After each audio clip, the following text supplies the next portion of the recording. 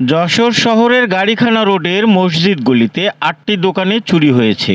বুধবার ভোরে চোরেরা দোকানগুলিতে হানা দেয় এবং নগদ টাকা লুট করে, তবে কিছু দোকানে তছনছ করে পালিয়ে যায় তারা। ঘটনাস্থলে পুলিশ তদন্ত শুরু করেছে এবং অপরাধীদের ধরতে চেষ্টা চলছে। ক্ষতিগ্রস্ত ব্যবসায়ীরা অভিযোগ করছেন কিছু দোকান থেকে নগদ টাকা চুরি হয়েছে, অন্যগুলোতে মালামাল এলোমেলো করা হয়েছে। কোতোয়ালি থানায় মামলা দায়েরের প্রস্তুতি চলছে। শার্শা উপজেলার কাশীপুরে অবস্থিত বীর শ্রেষ্ঠ নূর মোহাম্মদের সমাধিতে গার্ড অব অনার প্রদান করা হয়েছে। মহান স্বাধীনতা দিবস উপলক্ষে সকাল ৮টায় উপজেলা প্রশাসন ও বিজিবি সদস্যরা শ্রদ্ধা নিবেদন করেন।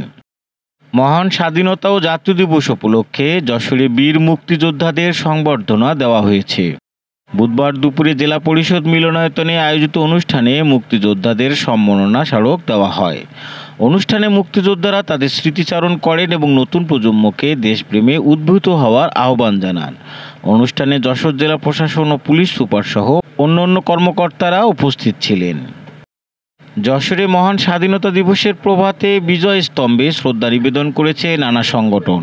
বুধবার সকালে শহরের মনিহার বাস স্ট্যান্ড সংলগ্ন বিজয় স্তম্ভে ফুল দিয়ে শ্রদ্ধা জানান যশোর জেলা প্রশাসক, পুলিশ সুপার সহ বিভিন্ন রাজনৈতিক, সামাজিক ও সাংস্কৃতিক সংগঠন।